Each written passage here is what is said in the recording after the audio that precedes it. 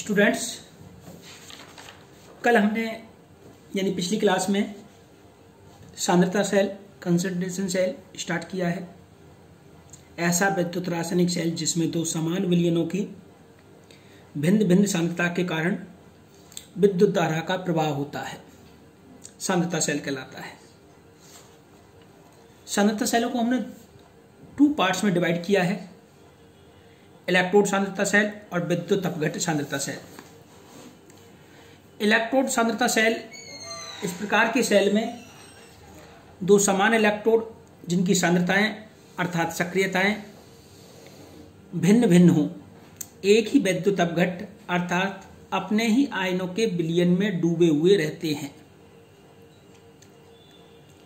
इस विद्युत अपघट्ट में अपघट्ट पदार्थ के आयन उपस्थित रहते हैं। इन सेलों के इलेक्ट्रोड अमलगम इलेक्ट्रोड या गैस इलेक्ट्रोड के रूप में होते हैं। हमने पिछली क्लास में तो सेल विभव के लिए नैनसेट समीकरण दी थी। पहला हमारे पास में है इलेक्ट्रोड सांद्रता सेल, इलेक्ट्रोड सांद्रता सेल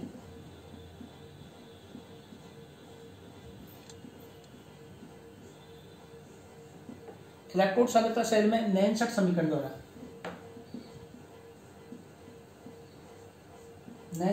द्वारा सेल विभव E बराबर E0 minus RT upon NF ln A2 upon A1।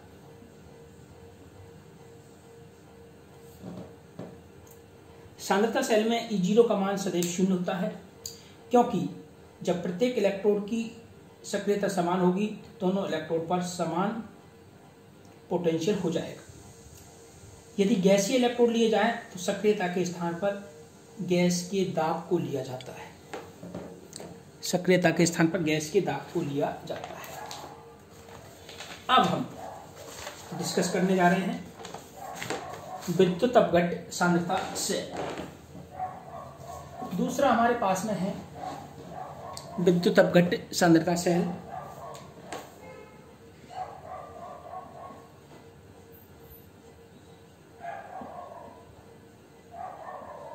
विद्युत अपघट्ट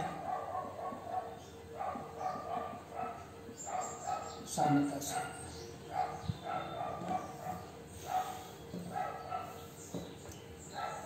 इस प्रकार के सेल में दो इलेक्ट्रोड अपने आयनों के दो भिन्न भिन्न सांद्रता अथवा सक्रियता के विलयन में डूबे हुए रहते हैं। इस प्रकार के सेल में दो इलेक्ट्रोड अपने आयनों के दो भिन्न भिन्न सांद्रता अथवा सक्रियता के विलयन में डूबे रहते हैं। विद्युत अपघट्ट की सांद्रता भिन्न भिन्न होने के कारण ही इलेक्ट्रोडों पर भिन्न भिन्न विभव उत्पन्न होते हैं, जिसके फलस्वरूप सेल में विभवांतर उत्पन्न हो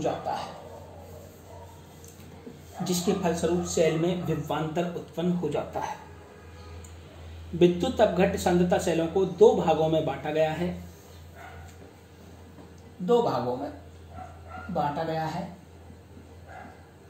पहला है अभिगमन रहित विद्युत अपघट्ट सांद्रता सेल। अभिगमन रहित विद्युत अपघट्ट सांद्रता सेल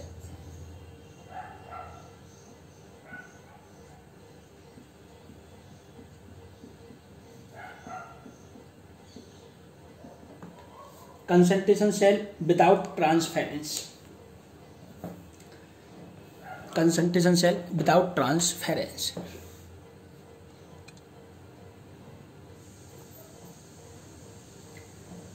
इस प्रकार के सेल में विद्युत अपघट्ट के दोनों विलयन एक दूसरे के सीधे संपर्क में नहीं होते। इस प्रकार के सेल में विद्युत अपघट्ट के दोनों विलयन एक दूसरे के सीधे संपर्क में नहीं होते। दोनों विलयन लवण सेतु साल्ट ब्रिज द्वारा एक दूसरे से जुड़े हुए रहते हैं, एक दूसरे के साथ संपर्क में रहते हैं। जिसके कारण द्रव संधि विभव नहीं बन पाता, इसलिए इन सेलों को अभिगमन रहित सांद्रता सेल कहते हैं। द्रव संधि विभव नहीं बन पाता, इसलिए इन सेलों को अभिगमन रहित सांद्रता सेल कहते हैं।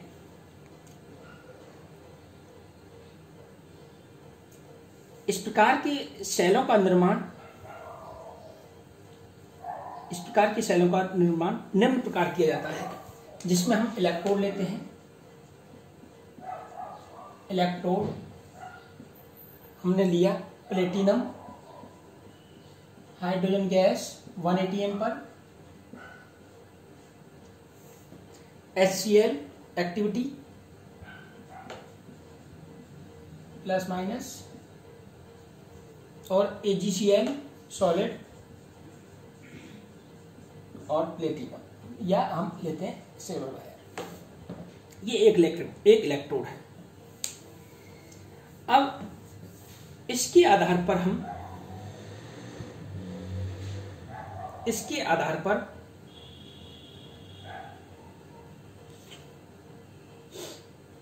सेल आरेख हम बनाते हैं। सेल आरेख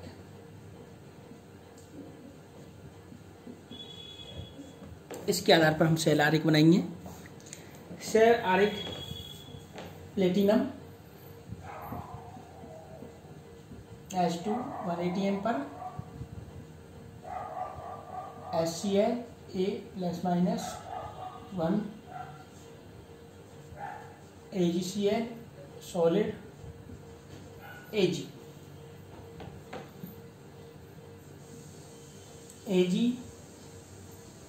AgCl solid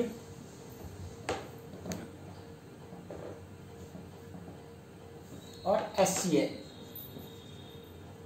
activity plus minus 2, hydrogen 1 atm और प्लेटिनम।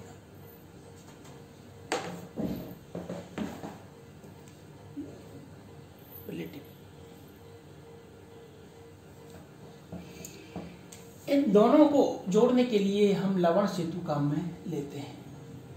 ये हमारे पास में साल्ट ब्रिज है, लवण सेतु। ये एक यू आकार की नली होती है। लवण सेतु के बारे में हम बात करें, लवण सेतु के बारे में हम बात करते हैं।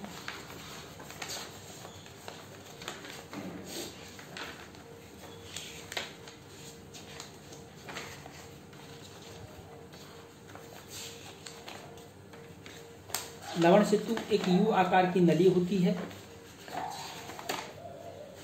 जिसके दोनों सिरे खुले हुए रहते हैं। उल्टे यू आकार की नली होती है, जिसके दोनों सिरे खुले हुए रहते हैं। इसके बीच में ऐसे विद्युत घट को लिया जाता है जिसमें धनायन ऋणायनों की गतिशीलता लगभग समान होती है। इसके लिए KCl या अमोनियम नाइट्रेट का संतृप्त विलयन लेते हैं। लवण सेतु में यू नली में अगर नामक पदार्थ को संतृप्त KCl अथवा NH4NO3 के साथ जेल बनाकर नली में भर दिया जाता है और ठंडा किया जाता है। नली के दोनों मुंह को कांच की रुई ग्लास वुड से बंद कर देते हैं। साल्ट ब्रिज में केवल इलेक्ट्रॉनों का अभिगमन होता है, आयनों का अभिगमन नहीं होता। सेल अभिक्रियाएं निम्न प्रकार संपन्न होती हैं। सेल अभिक्रियाएं निम्न प्रकार संपन्न होती हैं। एनोड पर किस तरीके से रिएक्शन होगी? Half H2 half H2 hydrogen और AgCl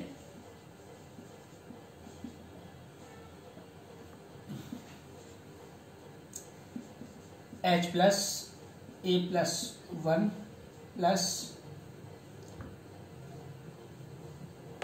Cl minus A-1 plus Ag solid. Cathode पर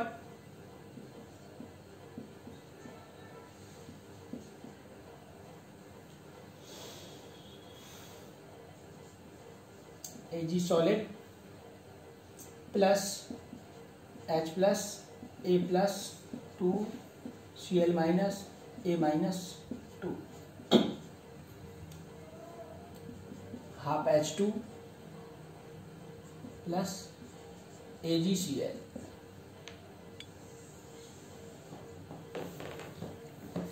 कुल सेल अभिक्रिया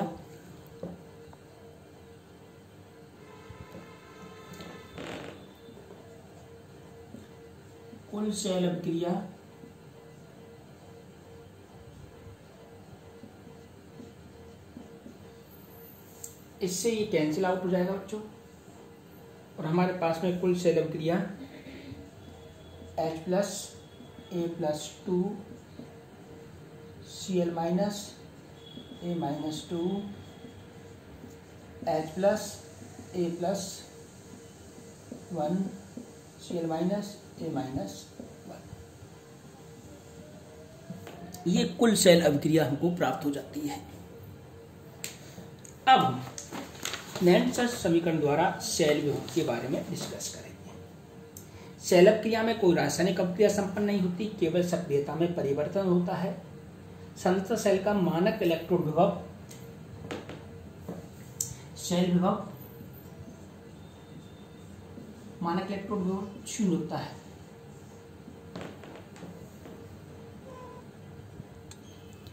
सेल विभव E cell E naught cell minus RT upon NF LN। A H plus 1 A Cl minus 1 upon A H plus 2 A Cl minus. इस तरीके से हम इसकी लिख सकते हैं। इसकी वैल्यू 0 है सांद्रता सेल के लिए, तो E cell minus RT NF into 2.303 log. हम इसको इस तरीके से लिख सकते हैं, A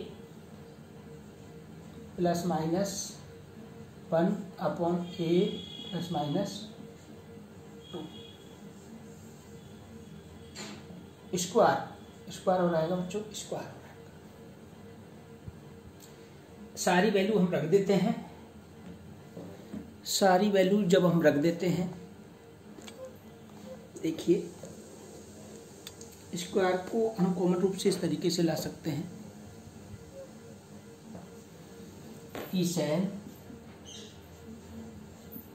minus 2 RT NF 2.303 log A plus minus 1 upon A plus minus 2।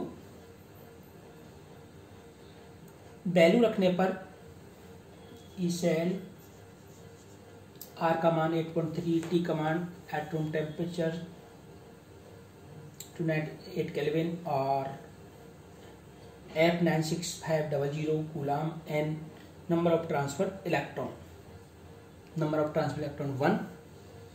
तो वैल्यू रखते हैं तो ये वैल्यू आती है 0.11832 लॉग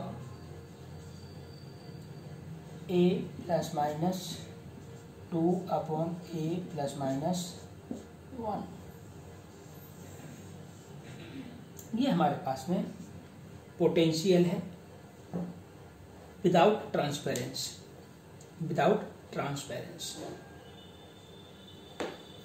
इसी के आधार पर हम न्यूमेरिकल भी कर सकते हैं।